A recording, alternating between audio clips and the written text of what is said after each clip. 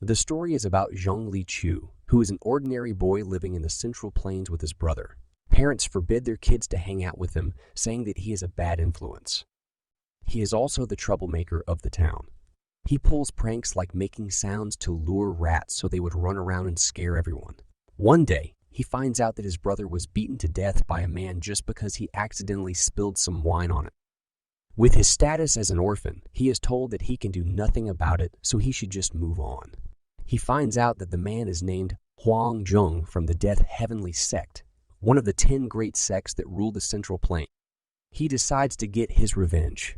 He sets up a trap for the man. He dirties the street with filth, so the man will have to walk on the edge. He makes a small hole in the wall and rigs it up with a metal spike. As soon as the man is on the other side of the hole, he pushes the spike through, stabbing the man from behind and killing him instantly. Chu decides to hide out at the edge of the town. He is visited by his friend. He tells him that he's leaving the town. With his brother gone, he has no reason to stay, so he is going to travel the world. He is told that the bar owner was looking for him. The bar owner has always been nice to him, and he still worries that he might kill himself because of his brother's death. So Chu decides to visit the bar before he leaves.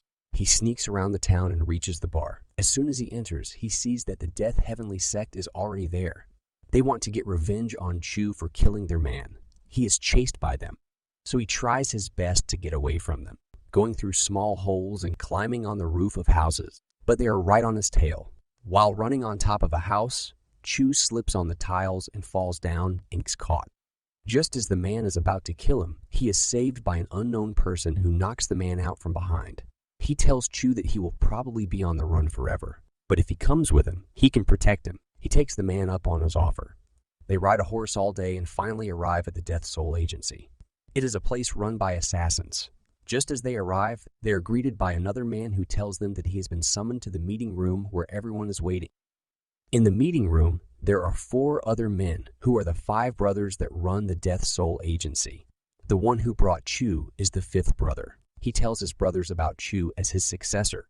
Each of the other brothers also has their very own successor. They are all impressed when the 5th brother tells them that Chu killed Huang Zhong from the Death Heavenly Sect. The meeting has been called because the 1st brother has something to tell them. Back at the residence, Chu is making introductions with the other successors. The other successors boast about the number of people they have killed. The rank depends upon the number of kills. In the meeting room, the 1st brother suddenly drops down on all 4 and apologizes to everyone. He tells his brother that he killed the Qiche Divine Sword, a famous swordsman in the Central Plains. He was given a request by a woman, and for the sake of her revenge, he killed him. The problem is not the fact that he killed, but that he left his sword sheath there in a rush. Now the whole world knows that the Death Soul Agency was responsible. The 10 great sects will surely come for them now. The 3rd brother gets angry and starts accusing the 1st brother of abandoning the Death Soul Agency for the sake of that woman's revenge. His brother slaps him for being rude to the 1st brother. The 3rd brother apologizes and leaves the room. The 1st brother tells everyone that he will accept the obliteration so that everyone else can run away. The other brothers are shocked and tell him that they should fight instead. The 1st brother tells them they should think of the future of the agency. If Sogo survives, then the agency will live on even if they die. Elsewhere, the beggar sect gets visited by Shaolin monks. The branch leader greets them respectfully.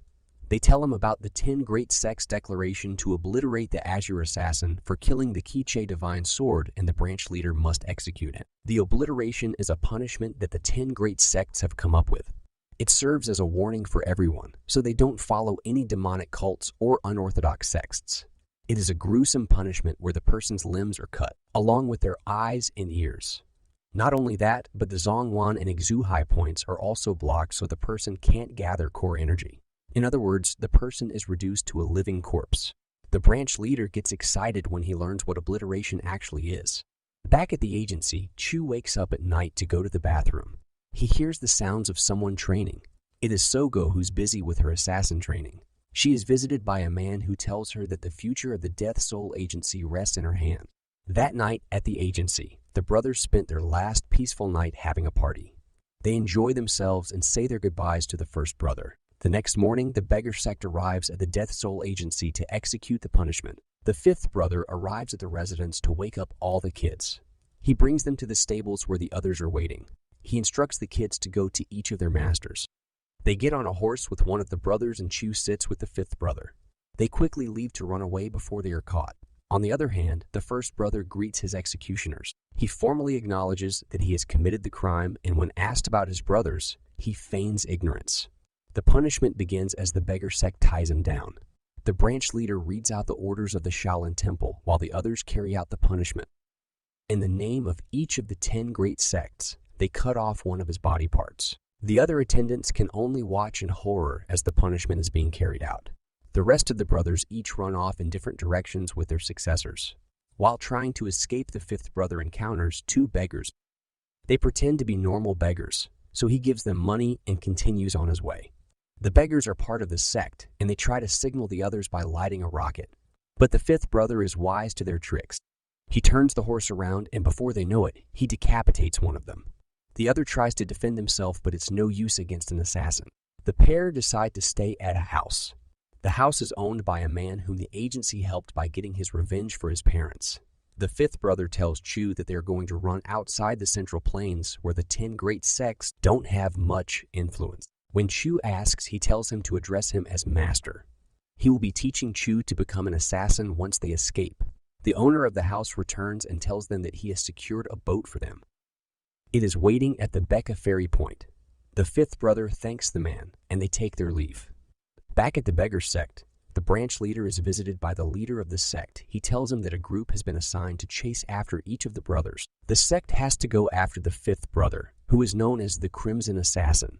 The leader orders the branch leader to find the men who disappeared in the Ochi Mountains. He infers that they were probably killed by the agency assassins after the arrival of the Crimson Assassins. He also deduces that if the Crimson Assassin is headed to the Ochi Mountains, then he must be headed to a boat at the Becca ferry point. He orders to place more men there. Elsewhere, the Crimson Assassin and Chu are on their way to the boat. They are passing through a town where they encounter another beggar. He instantly recognizes the assassin and calls the others. Together they chase after them. They follow them to an alleyway but only find Chu standing alone. The Crimson Assassin suddenly attacks them from above and knocks one of them down. He steals the other's dagger from him and uses it to kill him.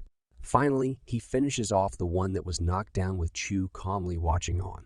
The Crimson Assassin realizes that there are too many from the sect looking for them, so they can't get to the boat just yet. He decides to hide with Chu until they slacken their search.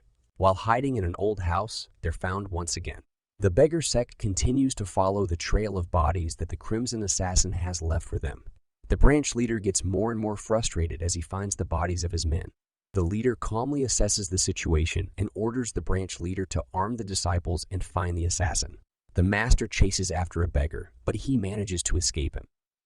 So he instantly orders Chu to run, as it is now only a matter of time before the sect arrives. While the beggar runs all the way back to the branch leader and tells them about the location of the Crimson Assassin. He also tells them that he was with a child. The leader concludes that since each of the other assassins also escaped with a child, they must have done it to protect Sogo. This way, they can't tell which assassin is carrying Sogo with them. He also suggests that if they let the children escape, then they will surely come back in the future. So they must kill all of them here and now. The Crimson Assassin and Chu continue to hide as they make their way through a jungle. They find a house and go there to look for food. An old lady comes out and the assassin makes a deal with her. He gives her money in exchange for some of her food. Seeing a large amount of money, she couldn't resist. She lets them inside and gives them dumplings. Chu realizes that the old lady is not their friend. If the beggar sect comes looking for them, then she will surely tell them to save her own life. So he pretends to talk to his master while giving out false information. Even the experienced assassin is impressed by Chu's ability to leak false information so naturally. Just as the pair are eating, there's a knock at the door. It is the people from the sect looking for them. They pretend to be a normal family, but the beggars instantly recognize their faces. They try to quietly attack the Crimson Assassin as he pretends to cook dumplings, but they can't fool him. He attacks the man using a kitchen knife, slitting his throat. The other beggars try to fight back, but it's no use. He kicks away one of them while jamming the other's head with the knife. Seeing that they can't beat the assassin, one of them tries to take Chu hostage. But once again it proves to be useless as he throws his knife, killing the man at once. Fearing for their lives, the remaining 2 try to run away, but it's an easy task for the assassin. After thanking the old lady for the dumplings, they run away. The lady is visited by the beggar sect. They interrogate her about them. She tells everything she knows, including the false information that Chu leaked to her. The plan works, and the beggar sect is forced to reduce the number of men in the Momo village, the town that has the Becca ferry point. But even with the reduced number, they have to be careful not to get found. So, the master decides to wait for nightfall. As they wait, Chu hears a couple arguing. It's a man threatening a woman to be his lover. The master tells Chu to ignore it, but he goes to help. He threatens the man by telling him that he will call the authorities if he doesn't stop. The Crimson Assassin is forced to come as well. He tells Chu that from now on, he mustn't get involved in matters that aren't related to them, even if it means someone dies. As they're talking, the man suddenly grabs a knife and threatens to kill them if they don't leave. Seeing her chance, the woman tries to run away. The man chases after her, ignoring his own advice. The Crimson Assassin decides to help the woman and knocks the man down. The man finally recognizes him, leaving the assassin with no choice but to kill him now. The Crimson Assassin takes the man's face and wears it like a mask. With his new disguise, he calmly walks up to the ferry point. Before he can take the boat, he gets recognized as Lee Sam by another man. It seems that the man used to work at the ship, and now that the assassin has taken his face, he too must keep up the act if he doesn't want to get caught. He hides Chu in a box and takes it with him on the ship. When one of the crew members gets curious, he tells him that the box is full of vipers just to scare him and stop him from checking it. He tells the captain that he is just transporting the vipers as a favor to a friend. The captain accepts the explanation and even orders the box to be placed somewhere it can't be seen, so no one would open it, further making it easier for the Crimson Assassin to hide Chu. As they continue their journey, the assassin is greeted by one of Lee Sam's friends. He asks him about the woman. The conversation is interrupted as the man notices the face mask starting to peel off. The Crimson Assassin is forced to knock the man out. Back on the mainland, the beggar sect finds the faceless body of Lee Sam. Over investigating, they find out that the man used to work on a ship called the Yongjin ship. The leader instantly realizes that the Crimson Assassin is on the ship. He tells his men to check as soon as it makes a stopover at the Nanyang wharf. But the Crimson Assassin is more cunning than they realize. He is already aware that the beggar sect must be waiting for them. So, he decides to take Chu and jump off the ship. Together, they will swim to their destination. Just as the ship arrives at Nanyang, the beggar sect frantically begins searching the ship. When they ask the captain, he tells them that he saw someone jump off the ship along with a child. He also points them to a shore and tells them that they must be there.